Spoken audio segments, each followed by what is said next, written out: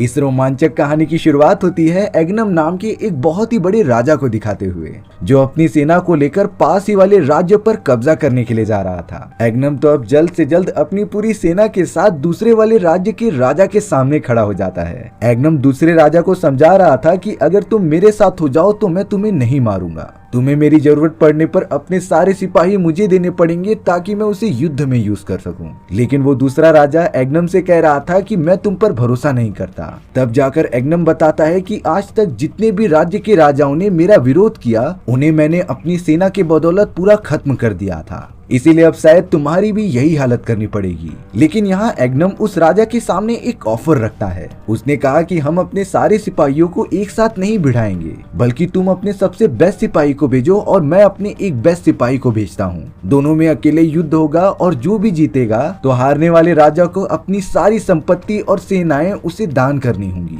वो दूसरा राजा एग्नम की इस डील के लिए रेडी हो जाता है। अब उस राजा ने अपने सिपाहियों में से सबसे तगड़ा सिपाही बाहर निकाला, जो कि 7 फुट का एक बहुत ही बॉडी बिल्डर आदमी होता है। उसे देखकर तो कोई भी डर जाता। लेकिन यहाँ एग्नम अपने बहादुर सिपाही को बुलाता है जिसका नाम एक्लिस था, बट नाम पुकारने पर भी एक्लिस सामने नहीं आता, जिससे कि दूसरे राजा और सारे सिपाही उनका मजाक उड़ा रहे थे। एग्नम ने जब सिपाहियों से पूछा कि एक्लिस कहाँ पर चला गया है, तब जाकर पता चला कि एक्लिस तो उनके साथ आया ही नहीं होता। सभी सिपाही जल्द से जल्द एक्लिस को बुलाने के लिए चले जाते हैं। एक्लिस तो वहाँ कुछ लड़कियों के साथ बड़े मजे कर रहा था और अब वो अपना सारा कॉस्ट्यूम पहनकर आ जाता है युद्ध के मैदान में। एक्लिस भले ही एग्नम के राज्य में रहा करता था, लेकिन वो एग्नम राजा की एक भी बात सुनता नहीं। एक्लिस जब बैटल ग्राउंड पे पहुंचा तब एग्नम कहता है कि इसे 100 करोड़ की सजा होनी चाहिए। तब एक्लिस बहुत ही ज्यादा गुस्सा हो गया था और राजा को जवाब देता है कि अब ये लड़ाई तुम अकेले ही लड़ लो, मैं यहाँ से जाता हूँ। लेकिन राजा एग्नम की मजबूरी थी, इसीलिए उन्होंने एक्लिस से माफी मांगी और उसे लड़ाई करने के लिए कहा। इससे तो हमें साफ साफ पता चल जाता है कि एक्लिस एग्नम से बिल्कुल भी नहीं डरता। अब ये सारी चीजें एक्लिस के राज्य के सम्मान की बात हो चुकी थी, इसीलिए वो बड़े से आदमी के साथ लड़ाई करने के लिए मैदान में उतर जाता है। लड़ाई जैसे ही शुरू हुई उसके 5 सेकंड बाद ही एक्लिस ने उस ताकतवर आदमी को एक ही बार में मारकर खत्म कर दिया था। एक्लिस तो जाकर दूसरे वाले राजा के सिपाहियों के सामने खड़ा हो जाता है। वो कहता है कि किसी और में हिम्मत है तो मुझसे लड़ाई करें। एक्लिस की इतनी अच्छी फाइटिंग और उसकी ताकत देखकर कोई भी सामने ही नहीं आता। दूसरे राजा के हारने के बाद उसने एक्लिस को एक तलवार दे दी थी, जो कि वो कह रहा था कि तुम अपने राजा एग्नम को दे दो। यानी कि अब वो दूसरा राजा अपनी सारी संपत्ति और सेनाएं एग्नम के नाम कर रहा है।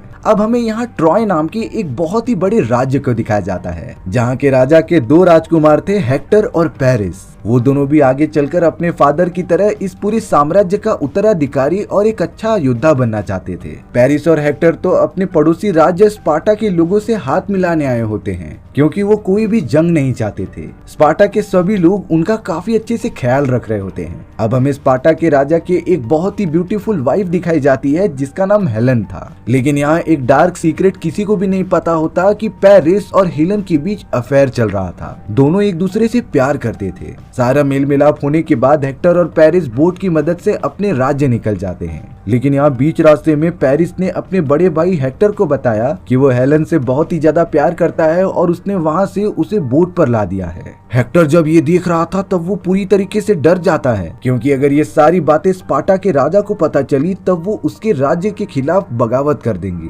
इसीलिए अब हेक्टर अपने आदमियों से कहता है कि हमें बोट मोड़नी पड़ेगी, क्योंकि हम स्पार्टा वापस जा रहे हैं, जहाँ पर हम हेलन को छोड़ देंगे और वापस आ जाएंगे। लेकिन हेक्टर का छोटा भाई पेरिस कहता है कि अगर हेलन जाएगी तो मैं भी उसी राज्य में रहूंगा। हेक्टर तो अपने छोटे भाई को बता रहा था कि अगर ये बातें उन्हें पता चली तो वो तुम्हें जान से मार देंगे। बट अब अपने छोटे भाई पेरिस की जिद के सामने हेक्टर हार मान जाता है। इसीलिए अब उसने पेरिस और हेलन को साथ में रहने के लिए दे दिया। वो सब अपने राज्य में वापस आ जाते हैं। अब यहाँ स्पार्टा के राजा को सब कुछ पता चल चुका होता है कि पेरिस ने उसकी वाइफ हेलन को चुरा लिया है और वो उसे अपने साथ शादी करने के लिए लेकर जा रहा था। स्पार्टा के राजा के लिए ये सारी चीजें पूरे यूनान का एक बदनामी जैसी लग रही थी। इसीलिए वो अब अपने साथी, जो और कोई नहीं बल्कि एग्नम था, उसके साथ में मिलकर कहता है कि हम पूरी तरीके से ट्रॉय साम्राज्य को खत्म कर देंगे। एग्नम भी उसकी मदद करने के लिए तैयार हो चुका था, क्योंकि वो भी कहीं न कहीं ट्रॉय को हासिल करना चाहता है। अब यहाँ एग्नम अपने एक बहुत ही ओल्ड साथी के साथ मिलकर प्लान बना रहा था कि वो ट्रॉय पर कैसे हमला करे। तब जाकर वो बूढ़ा आदमी कहता है कि हमें इस युद्ध में एक्लिस की बहुत ज्यादा जरूरत पड़ेगी, क्योंकि ये युद्ध ट्रॉय और स्पार्टा साम्राज्य के बीच में होने वाली सबसे बड़े युद्ध में से एक होगी, और इस युद्ध में हमें एक्लिस की सबसे ज्यादा जरूरत है, क्योंकि वो बहुत ही ज्यादा अच्छा योद्धा था। लेकिन एग्नम जवाब देता है कि एक्लिस शायद हमारा साथ नहीं देगा, क्योंकि वो किसी के भी कंट्रोल में नहीं होता। बट वो बूढ़ा आदमी कहता है कि एक्लिस को इस युद्ध में शामिल करना ही होगा तुम्हें। इसीलिए एग्नम अपने एक और योद्धा को भेजता है एक्लिस को मनाने के लिए। वो योद्धा एक्लिस को समझा रहा था कि ट्रॉय साम्राज्य के लोगों ने हमारे पूरे यूनान की बदनामी की है। बट एक्लिस बताता है कि एक आदमी की बदनामी से मुझे कोई फर्क नहीं पड़ता और मैं उस युद्ध में कभी नहीं जाऊंगा। वो दूसरा योद्धा एक्लिस को समझाते हुए कह रहा था कि ये युद्ध आज तक का सबसे बड़ा युद्ध होगा, और अगर तुम इस युद्ध में शामिल हो जाओगे तो तुम्हारा नाम इतिहास के पन्नों में लिखा जाएगा, यानी कि सभी लोग तुम्हारी इस बहादुरी की जय जयकार करेंगे। एक्लिस की हमेशा से यही चाह थी कि उसके जाने के बाद भी लोग उसे इतिहास में याद रखें, इसीलिए अब वो थोड़ा थोड़ा कन्विंस होने लगता है कि वो युद्ध में शामिल होगा।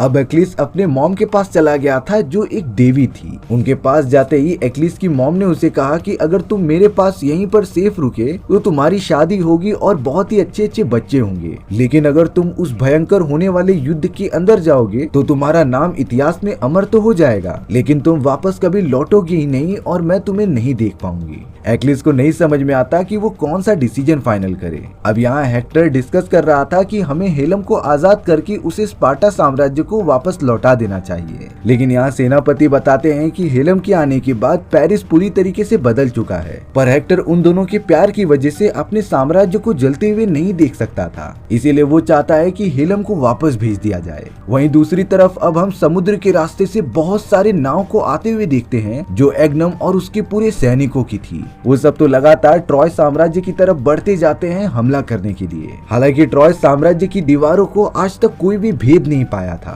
क्योंकि वो होती ही इतनी ऊपर है कि कोई पहुंच ही नहीं पाता। अब यहाँ एग्नम देखता है कि एक नाव उनसे काफी ज्यादा आगे निकल चुकी है। सैनिकों से पूछने के बाद पता चला कि वो तो एग्नम और उसके कुछ सिपाही मौजूद हैं, जो इस पूरे प्लानिंग को लीड करने का काम कर रहे थे। और अब यहाँ एक्लिस अपने सारे सैनिकों के साथ किनारे पर उतर के वहाँ पर मौजूद सारे के सारे सिपाहियों को मारने लग जाता है। एक्लिस इतना ज्यादा तेज और ताकतवर था कि उसने कम से कम समय में बहुत सारे सैनिकों को मार गिराया होता है। इसीलिए अब एग्नम की बाकी सारी सेना एक्लिस एक्लिस चिल्लाने लग जाती है। इस बात से एग्नम काफी ज्यादा गुस्सा हो रहा था, पर तभी उसका सेनापति बताता है कि ये लड़ाई एक्लिस को ही लड़ने दो, अंत में जब मेन लड़ाई होगी तब उसे आप जीतकर सैनिकों के सामने अच्छा बन जाना। लेकिन एग्नम को पता होता है कि ऐसा कई बार कंडीशंस आई हैं जहां युद्ध में एक्लिस ने अपने ही दम पर सारे दुश्मनों को हरा दिया था, जिससे कि मेरे साम्राज्य के सभी सैनिक मेरी सराहना ना करके एक्लिस को मुझसे बड़ा मानते थे। बट अब यहाँ एक्लिस अपने सामने आने वाले सारे सैनिकों को मारते हुए आगे बढ़ता जाता है। उसने तो कई सारे लड़कियों को बंदी बनाकर भी रख लिया था, और अब उसकी नजर होती है पूरे ट्रॉय साम्राज्य पर इकलौता कब्जा करने के लिए। अब लड़ाई के दौरान एक मोमेंट ऐसा आ जाता है जब एक्लिस के सामने हेक्टर आ गया था। हेक्टर तो अपनी नुकीली तलवार लेकर खड़ा था एक्लिस से फाइट करने के लिए, लेकिन एक्लिस कह देता है कि आज का दिन समाप्त हो चुका है और मैं तुम सभी ट्रॉय वासियों से कल लड़ूंगा। हेक्टर को ये भली बात पता था कि एक्लिस बहुत ही अच्छा योद्धा है और इस तरीके से उसके साथ अकेले फाइट करना मतलब मौत को दावत देना है। इसीलिए हेक्टर समझदारी दिखाते हुए अपने सारे आदमियों के साथ वहाँ से चला जाता है। एक्लिस ने तो अपनी सेना को भी शांत रहने के लिए कह दिया था, क्योंकि कल वो ट्रॉय पर फिर से हमला करेंगे। अब एक्लिस का आदमी उसे कमरे में लेकर आता है जहाँ पर एक बहुत ही ब्यूटीफुल लेडी को बंदी बनाया गया था। ये लेडी सिपाहियों को समुद्र के किनारे मिली थी, इसीलिए उन्होंने उसे पकड़ लिया। एक्लिस को शुरुआत से ही लेडीज में बहुत ही ज्यादा इंटरेस्ट था। वो किसी भी ब्यूटीफुल लेडी को देखता तो उसके पास जाकर चिपक जाता। एक्लिस ने जब उस लेडी से बात किया तब उसे पता चला कि ये कोई और नहीं बल्कि हेक्टर की कजन है, जो कि बहुत ही ज्यादा ब्यूटीफुल होती है। हेक्टर की कजन कह रही होती है कि आखिर तुम चाहते क्या हो? तुमने इतने सारे स्पिरिचुअल लीडर्स को क्यों मार दिया? उनकी तो कोई गलती भी नहीं थी। एक्लिस कहता है कि उनमें से कोई भी स्पिरिचुअल लीडर्स थे ही नहीं, वो तो घुसपैठिए होते हैं जो इतने सालों से तुम्हारे यहाँ स्पिरिचुअल लीडर बन के रहने का काम कर रहे थे। उन सभी को मार के मैंने सही काम किया। लेकिन एक्लिस हेक्टर की कजन से कहता है कि तुम्हें डरने की कोई जरूरत नहीं, तुम जब तक मेरे अंडर हो तुम्हें कोई नुकसान नहीं पहुंचा सकता। अब एक सिपाही वहां आकर एक्लिस को बताता है कि जीत की खुशी में राजा राजा एग्नम ने जश्न का माहौल सेट किया है, इसीलिए एक्लिस को भी वहाँ जाना पड़ेगा। एक्लिस ठीक से कपड़े पहनकर राजा के पास चला जाता है। वहाँ पर सारे सिपाही और राजा जश्न मना रहे थे, पर अब राजा एग्नम ने सभी को बाहर जाने के लिए कहा। राजा एग्नम एक्लिस को बोल रहे थे कि क्या तुम्हें लगता है कि इस जीती गई जंग का पूरा क्रेडिट तुम लेकर जाओगे? एक्लिस जवाब देता है कि उन सारे लोगों को मेरी टीम ने ही मारा और आपकी शिप तो पानी के अंदर ही थी, यानी कि ये क्रेडिट पूरा हमें मिलना चाहिए। पर राजा बहुत ही ज्यादा शातिर था, वो तो बोलता है कि ऐसा बिल्कुल भी नहीं होगा कि मैं तुम्हें क्रेडिट लेने दूं। तभी बाहर की तरफ से राजा एग्नम के बहुत सारे सिपाही उस लेडी को पकड़ कर लेकर आ जाते हैं, जिसे कि कुछ देर पहले एक्लिस ने वादा किया था कि वो सुरक्षित रहेगी। एक्लिस सिपाहियों की इस गुस्ताखी को देखकर उन्हें कहता है कि अगर तुम्हें जिंदा रहना है तो उस लेडी को छोड़ दो। लेकिन हेक्टर की डॉटर ने अपने आंखों से इतने ज्यादा कत्ल और खून देख लिए थे कि वो नहीं चाहती थी कि किसी और की भी जान जाए, इसीलिए वो जानबूझकर एक्लिस को ही चुप करा देती है। ताज्जुब की बात ये होती है कि एक्लिस पहली बार किसी का आदेश सुन रहा था और वो शांत भी हो गया, जिसके ऊपर राजा एग्नम एक्लिस को बहुत बुरा भला कहते हैं। एक्लिस अभी तो शांत हो गया था, लेकिन उसने राजा एग्नम को साफ साफ चेतावनी दे दी होती है कि मेरे मरने से पहले मैं तुम्हें मार कर मरूंगा। अब अगले दिन वो समय आ जाता है जब राजा एग्नम के सभी सिपाही ट्रॉय वालों पर हमला करेंगे। सारी सेनाएं इकट्ठा होने लगी थीं। अब कुछ सिपाही जो एक्लिस के लिए काम करते थे वो उसे जंग के लिए बुलाने लेकर चले जाते हैं, लेकिन एक्लिस ने साफ साफ मना कर दिया था कि वो इस जंग में शामिल ही नहीं होंगे, यानी कि एक्लिस और उसकी बहादुर योद्धाओं की टीम जंग में राजा के साथ नहीं जाएगी। अब यहाँ राजा एग्नम को जब पता चला कि एक्लिस नहीं आ रहा है तो वो अपनी बहुत ही बड़ी सेना लेकर चल पड़ा था ट्रॉय वासियों के पास। वहाँ ट्रॉय साम्राज्य के दोनों राजकुमार हेक्टर और पेरिस भी तैनात थे उनसे लड़ाई करने के लिए। हेक्टर और पेरिस शुरुआत में राजा एग्नम और उसके भाई के सामने आते हैं। तभी पेरिस बोलता है कि ये सारी चीजें हेलम की वजह से हो रही हैं, क्योंकि उसे मैं और ट्रॉय के राजा भी प्यार करते हैं, तो फिर हमें अकेले ही लड़ाई करनी चाहिए और जो भी जीता तो उसकी सेना जीत जाएगी। लेकिन यहाँ राजा एग्नम सिर्फ हेलन के लिए नहीं बल्कि उसे पूरा ट्रॉय साम्राज्य चाहिए था, इसीलिए वो यहाँ पर आया होता है। अब देखते ही देखते पेरिस और स्पार्टा के राजा के बीच एक घमासान युद्ध चालू हो गई थी। स्पार्टा के राजा ने तो पेरिस को बहुत ज्यादा मारा और वो उसके ऊपर शुरुआत से हावी हो रहा था, इसीलिए अब अपने भाई को मुश्किल में देखकर हेक्टर भी बीच में आ गया और उसने अपनी तलवार की मदद से स्पार्टा के राजा की तुरंत ही जान ले ली। ये गुस्ताखी देखकर राजा एग्नम ने अपनी पूरी सेना को उनके ऊपर हमला करने का आदेश दे दिया था और अब पेरिस और हेक्टर भी अपनी सेना को लड़ाई करने का आदेश देते हैं। दोनों राज्यों की सेनाएं एक दूसरे के साथ काफी बड़ा युद्ध कर रही थी, बट यहाँ राजा एग्नम की सेना में एक्लिस और उसके बहादुर सोल्जर शामिल नहीं थे, जिसकी वजह से उनकी सेना थोड़ी कमजोर पड़ रही होती है। पेरिस और हेक्टर की सेनाओं ने तो राजा एग्नम की कई सारे सिपाहियों को मौत के घाट उतार दिया था और अब यहाँ स्पार्टा के राजा के मरने के बाद सारी सेनाओं ने डिसीजन लिया कि वो पीछे हट जाएंगे, क्योंकि वो तो यहाँ पर सिर्फ अपने राजा की वाइफ हेलन को बचाने आए थे। जब उनका राजा ही नहीं जिंदा है तो वो किसके लिए लड़ेंगे? इसीलिए स्पार्टा के सारे सैनिक बैकआउट कर लेते हैं। लेकिन राजा एग्नम बहुत ही ज्यादा गुस्सा था, क्योंकि उसे हेलन से कुछ मतलब नहीं बल्कि उसे पेरिस और हेक्टर को खत्म करके पूरे ट्रॉय साम्राज्य पर कब्जा करना था। अब रात होने के बाद राजा एग्नम अपने कुछ सिपाहियों के साथ डिस्कशन कर रहे होते हैं, जिसमें कि एक सीनियर सिपाही बोल रहा था कि हमें इस युद्ध में एक्लिस और उसके बहादुर सोल्जर्स की जरूरत पड़ेगी ही, क्योंकि वही एक ऐसे योद्धा है जो अकेले 100 सैनिकों से फाइट करने की हिम्मत रखते थे। हमें किसी भी हालत में एक्लिस और उसके टीममेट्स को मनाना होगा हमारे युद्ध में शामिल होने के लिए। बट राजा एग्नम श्योरली कह रहे थे कि मैं कितनी भी रिक्वेस्ट कर लूं,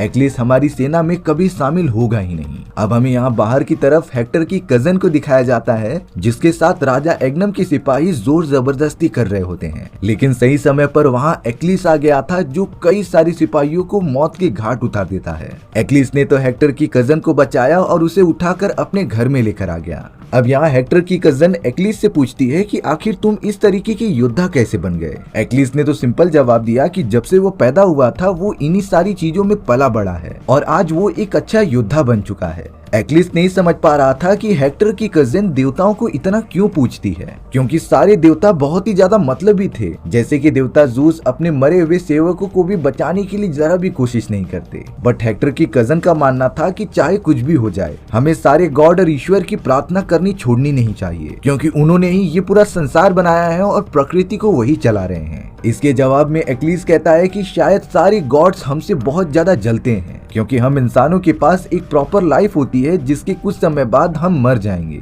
हमें अपनी जिंदगी में कई सारी मुश्किलों और खुशियों का सामना भी करना पड़ता है, बट ये सारी चीजें ईश्वर के नसीब में नहीं होती। अब उस रात जब एक्लिस सो रहा था तभी हेक्टर की कजन अपने हाथ में चाकू लेकर एक्लिस को मारने आ जाती है, लेकिन एक्लिस उस समय जाग चुका था और लेडी से कहता है कि तुम मुझे मार दो, लेकिन तुम उससे पहले रीजन तो बता दो। हेक्टर की कजन बताती है कि अगर तुम जिंदा रहोगे तो और भी ज्यादा लोगों का कत्ल होगा, जो मैं बिल्कुल भी नहीं चाहती, क्योंकि ट्रॉय साम्राज्य के लोग एकदम शांति चाहते हैं। एक्लिस हेक्टर की कजन की सारी बातें समझ गया था और अब तो वो दोनों काफी ज्यादा पास आकर संभोग करने लगते हैं। दोनों में बहुत ही कम समय में काफी ज्यादा प्यार बढ़ चुका था। अब यहाँ अगले दिन एक्लिस को सारी बातें समझ में आ चुकी थी, इसीलिए उसने ट्रॉय साम्राज्य के साथ युद्ध करने के लिए मना कर दिया और अब वो सैनिकों से कहता है कि वो सब अपने साम्राज्य में वापस लौट जाएंगे। पर तभी एक्लिस का एक छोटा भाई जो उसके जैसा बनना चाहता था, वो एक्लिस को आकर कहता है कि आखिर हम सब ऐसे पीछे कैसे हट सकते हैं, इन सारी चीजों से हमारे साम्राज्य की बदनामी होगी। एक्लिस का छोटा भाई सेम टू सेम उसके जैसा ही दिखता था। एक्लिस ने तो उसे अपने जैसी कड़ी ट्रेनिंग भी दी होती है। अब यहाँ हमें पता चला कि ट्रॉय साम्राज्य के काफी सारे सैनिकों ने रात के समय एक्लिस के सैनिकों पर हमला कर दिया है। हालांकि वहाँ हेक्टर ये सारी चीजें करने से मना कर रहा था, बट उसके साम्राज्य की सेनाएं उसकी बात बिल्कुल भी नहीं मानती। इस अचानक हमले के कारण राजा एग्नम के कई सारे सैनिक अपनी जान से हाथ धो बैठते हैं। एक्लिस का भाई इन सारी चीजों से बहुत ही ज्यादा गुस्सा हो चुका था। उसे किसी भी हालत में ट्रॉय साम्राज्य पर हमला करके अपने मरे हुए साथियों का बदला लेना होता है। इसीलिए अब अपने बड़े भाई एक्लिस के युद्ध में ना शामिल होने के कारण एक्लिस का छोटा भाई उसके पूरे कवच और कुंडल को पहनकर निकल पड़ता है अपने सैनिकों के साथ। सारी सेनाएं समझ रही थी कि कवच के अंदर एक्लिस है, क्योंकि एक्लिस का भाई सेम टू सेम उसके जैसा ही दिखता था। इसीलिए अब राजा एग्नम की पूरी सेनाएं इकट्ठा हो जाती हैं ट्रॉय साम्राज्य पर हमला करने के लिए, क्योंकि अब एक्लिस उनकी सेना में शामिल हो चुका है। बट सैनिकों को बिल्कुल भी नहीं पता था कि ये एक्लिस नहीं बल्कि उसका छोटा भाई है। दोनों ही साम्राज्य के बीच एक घमासान युद्ध चालू हो जाती है। एक्लिस का छोटा भाई बड़ी बहादुरी से लड़ता हुआ सैनिकों को मारता जा रहा था, पर अब उसका 1v1 सामना हेक्टर से होता है। भले ही एक्लिस का भाई कितना भी ज्यादा ताकतवर हो, लेकिन वो था तो अभी भी बच्चा ही। हेक्टर तो लगातार एक्लिस पर वार करते हुए उसे जान से मार देता है, लेकिन जब उसका चेहरा दिखा तब पता चलता है कि ये एक्लिस तो है ही नहीं, बल्कि ये तो उसका भाई था जो बुरी तरीके से मर चुका है। सारे सैनिक बहुत ज्यादा डर गए थे कि अगर ये बात एक्लिस को पता चली तब वो क्या करेगा। हेक्टर ने लगभग राजा की पूरी सेना को खत्म कर दिया था, लेकिन फिलहाल के लिए वो अपनी सेना लेकर वापस अपने साम्राज्य में लौट जाता है। अब यहाँ राजा एग्नम के सैनिक एक्लिस की डेड बॉडी को लेकर उसके पास चले गए थे। एक्लिस जब अपने भाई की डेड बॉडी देखता है तब वो पूरी तरीके से शॉक रह गया था। जब उसे पता चला कि ये काम हेक्टर ने किया है तब वो पूरी तरीके से आग बबूला हो गया। एक्लिस तो अब अकेले ही चला गया था ट्रॉय साम्राज्य के एकदम सामने और वो हेक्टर को पुकार रहा था लड़ाई के लिए। हेक्टर भी चला आता है अकेले फाइट करने के लिए, क्योंकि उसे कहीं न कहीं लगता था कि अगर उसने एक्लिस के भाई को हरा दिया तब वो उसे भी हरा सकता है। एक्लिस बिना टाइम वेस्ट किए हेक्टर के ऊपर हमला करने लगा। हेक्टर भी अपनी प्रोटेक्शन करता है, लेकिन एक्लिस के वार इतने ज्यादा थे कि वो उसे डाइवर्ट कर ही नहीं पा रहा था। कई देर तक लड़ाई करने के बाद आखिरकार एक्लिस ने हेक्टर की जान ले ही ली होती है और अब वो बहुत ही ज्यादा गुस्से में हेक्टर की डेड बॉडी को बांध कर घसीटते हुए लेकर चला गया था, क्योंकि उसे अपने मरे हुए भाई का बदला जो लेना था। हेक्टर की मरने की बात जब ट्रॉय साम्राज्य के लोगों को पता चली तब वो पूरी तरीके से शॉक रह गए थे। उसी रात चोरी चुपके एक्लिस के घर में ट्रॉय साम्राज्य के राजा आते हैं जो हेक्टर के फादर थे। एक्लिस तो उन्हें भी पकड़ लेता है और कहता है कि मैं तुम्हें अभी मार सकता हूँ, लेकिन प्लीज तुम मेरे बेटे की डेड बॉडी वापस कर दो जिससे कि हम उसकी प्रॉपरली श्रद्धांजलि कर पाए। भले ही मेरे बेटे ने भी गलती की तुम्हारे भाई को मारकर, बट अब उसकी डेड बॉडी को इस तरीके से रखकर तुम भी अच्छा काम नहीं कर रहे हो। एक्लिस को भी कहीं न कहीं ये सारी बातें समझ में आ रही थी, इसीलिए उसने राजा को हेक्टर की डेड बॉडी वापस देने का डिसीजन ले लिया था। साथ ही साथ उनके यहाँ पर कोई मरता है तो 12 दिनों तक शोक मनाने का रिवाज था। इसीलिए एक्लिस ने राजा से वादा किया होता है कि 12 दिनों तक वो उनके साम्राज्य पर हमला नहीं करेंगे, जिसके बाद राजा हेक्टर की डेड बॉडी को लेकर अपने साम्राज्य ट्रॉय की तरफ निकल पड़ा था। एक्लिस ने तो हेक्टर की बहन को भी उसके फादर के साथ साम्राज्य में भेज दिया था, क्योंकि वो हेक्टर की बहन को यहाँ कैद करके नहीं रखना चाहता था। जब ये सारी बातें राजा एग्नम को पता चली तब वो बहुत ही ज्यादा गुस्सा हो जाता है, क्योंकि यही समय था ट्रॉय साम्राज्य पर हमला करने का, क्योंकि वो बहुत ही ज्यादा कमजोर होते हैं। बट एक्लिस ने 12 दिनों तक कोई भी हमला ना करने का आदेश दिया होता है। अब इन सारी चीजों में राजा एग्नम क्या करे उन्हें कुछ समझ में ही नहीं आता। तभी उनका एक सलाहकार जो आने वाले समय में राजा बनना चाहता था, वो एक तरकीब निकालता है। उन्होंने 12 दिनों तक कोई भी हमला नहीं किया, बल्कि उन लोगों ने तो बीच के किनारे रखे हुए काफी सारे नाव की लकड़ियों को जमा करके एक बहुत ही बड़ी आकृति वाला घोड़ा बना दिया होता है। धीरे धीरे पूरे 12 दिन भी बीत जाते हैं। इतने दिनों तक राजा एग्नम की किसी भी सेना ने ट्रॉय पर हमला नहीं किया था। 12 दिन बीतने के बाद ट्रॉय के सैनिक ये देखने के लिए बाहर आते हैं कि राजा एग्नम के सैनिक आखिरकार कहां पर चले गए। वो सब जब बीच पर आकर देखते हैं तो राजा एग्नम की कई सारे सिपाही वहां मरे पड़े मिले थे, जो कि एक बहुत ही खतरनाक प्लेग बीमारी के चपेट में आ चुके होते हैं। उन सभी को तो वहाँ लकड़ी से बना हुआ एक बहुत ही बड़ा घोड़ा भी दिखाई दिया था। ट्रॉय के राजा कहते हैं कि शायद से ये देवताओं ने किया है, जिन्हें की पता था कि राजा एग्नम गलत है और उन्होंने उनके सैनिकों को बीमारी दे दी। कई सारे सलाहकार राजा को बोल रहे थे कि हमें ये लकड़ी का घोड़ा भी तोड़ देना चाहिए, लेकिन राजा कहते हैं कि ये शायद देवताओं की निशानी हो सकती है, इसीलिए हमें इसे बचाकर निशानी के तौर पे अपने साम्राज्य में लेकर जाना चाहिए। सभी सैनिक अब उस लकड़ी से बने हुए घोड़े को अपने साम्राज्य के अंदर लेकर जाने लगे थे, लेकिन किसी को जरा भी अंदाजा नहीं होता कि ये उनकी सबसे बड़ी गलती थी। अब अपने ट्रॉय साम्राज्य की बड़ी बड़ी दीवारों के अंदर आने के बाद सारे रहीवासी जश्न मनाने लगते हैं अपनी इस जीत का। राजा से लेकर सारे रहीवासी बहुत ही ज्यादा खुश थे। अब यहाँ कई घंटों तक जश्न चलने के बाद सभी लोग सोने चले जाते हैं, बट तभी उस बड़े से घोड़े के अंदर से किसी की आंख दिखाई देती है। बात ये थी कि उस बड़े से लकड़ी के घोड़े के अंदर एक्लिस अपने बहादुर सिपाहियों के साथ छुपा हुआ था, और ये उन सभी का प्लान होता है ट्रॉय साम्राज्य के अंदर घुसने का। एक्लिस जल्द से जल्द सिपाहियों के साथ बाहर निकल के सामने आने वाले सारे सैनिकों को मारता जा रहा था। एक्लिस ने तो दरवाजा भी ओपन कर दिया होता है, जिससे कि राजा एग्नम की सारी सेना अंदर आ सके। और अब देखते ही देखते चारों तरफ कत्ले आम स्टार्ट हो जाते हैं। राजा एग्नम के सभी साथी सोते हुए लोगों को भी जान से मार दे रहे थे। इसमें बच्चे बूढ़े सभी शामिल होते हैं। राजा एग्नम ने तो पेरिस और हेक्टर के फादर को भी जान से मार दिया था, और अब वो चाहता था कि वो अकेला ट्रॉय साम्राज्य पर राज करे। वहीं दूसरी तरफ अब हेक्टर की बहन गॉड के सामने प्रे कर रही होती है कि सब कुछ ठीक कर दो। तभी अचानक पीछे से राजा एग्नम आते हैं और हेक्टर की बहन को पकड़ लेते हैं। वो बोल रहा था कि मैं भी देखना चाहता हूँ कि आखिरकार एक्लिस किसे पसंद करता है। जैसे ही एग्नम हेक्टर की बहन को अपने पास लेकर आता, तभी हेक्टर की बहन ने अपने हाथ में एक चाकू लिया होता है और वो उसकी मदद से एग्नम के गले में मार देती है, जिससे कि राजा एग्नम तुरंत ही मर गया था। तभी यहाँ राजा एग्नम के अंगरक्षक वहाँ आकर हेक्टर की बहन को मारने लग जाते हैं, बट तब तक वहाँ एक्लिस पहुंच चुका था, जो हेक्टर की बहन को बचाता है और उन दोनों सैनिकों को मार गिराता है। एक्लिस नहीं चाहता था कि हेक्टर की बहन को कोई भी चोट पहुंचे, क्योंकि वो दोनों अब एक दूसरे से प्यार करते थे। तभी पीछे से भागता हुआ हेक्टर का छोटा भाई पेरिस आ जाता है, जिसे देखने पर लग रहा था कि एक्लिस उसकी बहन को मारने की कोशिश कर रहा है। इसीलिए पेरिस ने अपना तीर कमान निकाला और दूर से ही एक्लिस के पैरों में निशाना मार दिया। एक्लिस को इन सारी चीजों से बहुत ज्यादा दर्द होता है, और अब एक्लिस पेरिस के पास बढ़ रहा था उसे मारने के लिए, लेकिन तब तक पेरिस ने अपनी तीर कमान की मदद से उसके बॉडी पर कई सारे वार कर दिए होते हैं, जिससे कि एक्लिस इतना ज्यादा कमजोर हो चुका था कि वो चल भी नहीं पाता।